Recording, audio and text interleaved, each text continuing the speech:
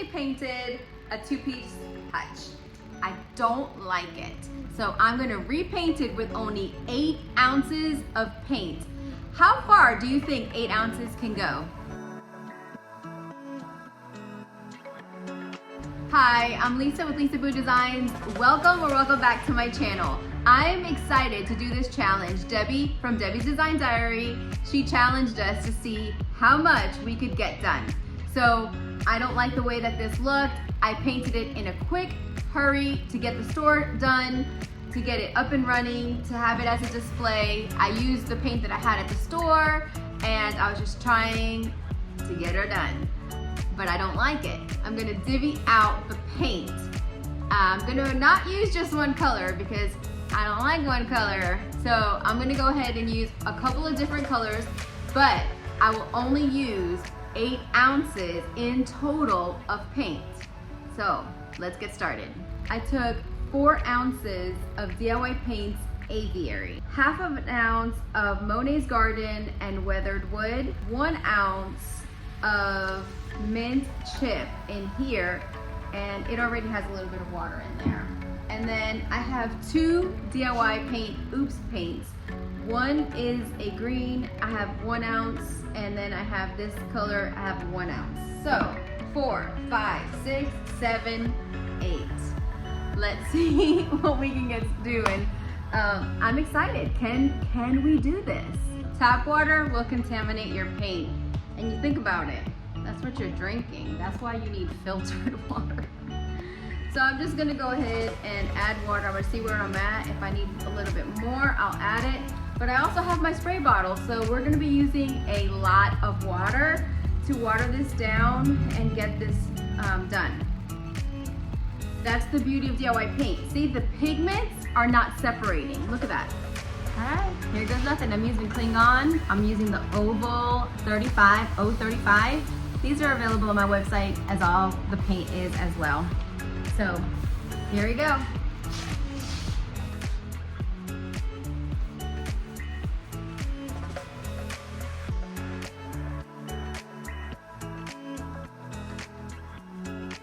I previously painted the hutch with DIY paint, so I know that I am good to be able to paint over it. If you're painting over something that is latex painted, then you definitely want to make sure that it's not chipping or there isn't any damage to it.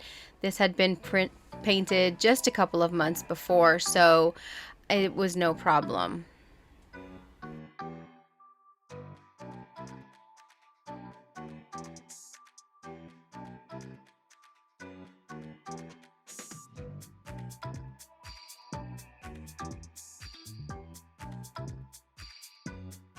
So I'm gonna take some of this DIY Oops paint to just get a coat on the top.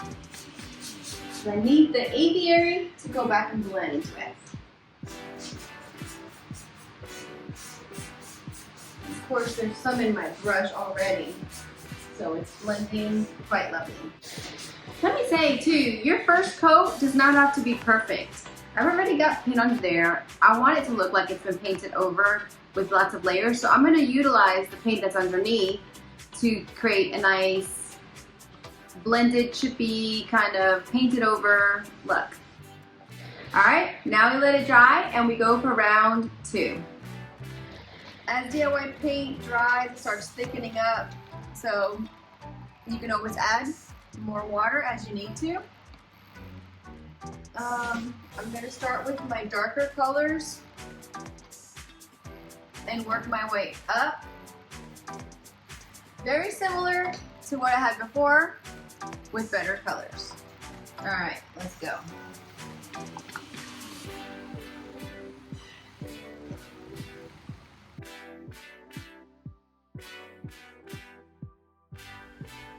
DIY paint is a clay-based chalk style paint. It is very, very durable all on its own, but even when you water it down, you still get amazing coverage. It is incredible. Every time that I do anything like this, it blows me away. I want you to tell me in the comments, how many ounces do you think that I ended up using on this piece?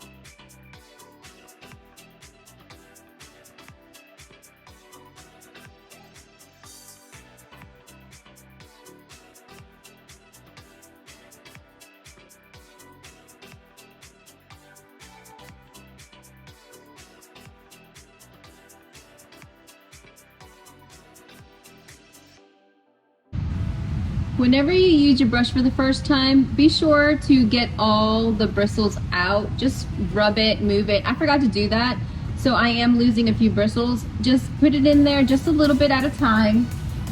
DIY paint is very porous. It's going to soak up the wax. Your first coat may not be enough. If you do it very light coat, you're going to want a second coat. But you see how it's different? DIY paint brightens up nice and bright and vibrant. It comes alive when you seal it. Now, it's really wet, so it's going to tone down just a little bit once it dries. I'm definitely liking this brush for waxing.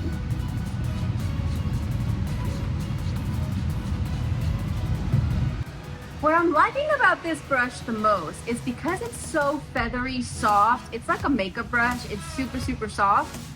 You can't overwork the wax, and because DIY paint is easily distressed, sometimes when you wax with a stiff brush and you put too much pressure on it, it will naturally distress it. That's not happening here. That is not happening at all. So you'll definitely want to distress it before, if that's what you're wanting to do, but this is a win.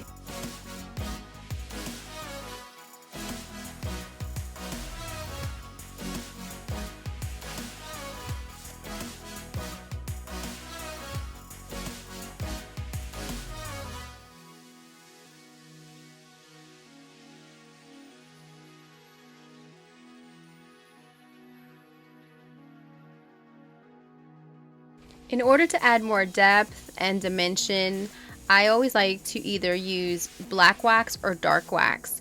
And so here I use dark wax after I did a second coat of clear wax. It gives you a lot more control, so if you have too much, you can wipe it back.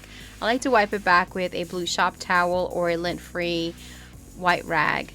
And I just do it where I think it would naturally wear or show signs of aging, and just where I want to richen up the paint, really. So let's look at where we came from. And you know, I think she was a beautiful piece. It just didn't make my heart sing, and I wanted to redo it. So here's what it looks like now. And I left the inside with the crinoline, which I think works really well. I love the dimension. I love the dark on the bottom. You can see all of the different colors of green on here. And I painted the hardware in gold using Posh chalk, so one of the metallic pigments. I just love that product. All of the products are available on my website. Thank you so much for watching. Let me know in the comments what you think about this piece, and I can't wait to hear from you. I apologize for not having videos. I've been doing some more lives, but let me hear from you. I hope that you have an incredibly blessed day. Ciao.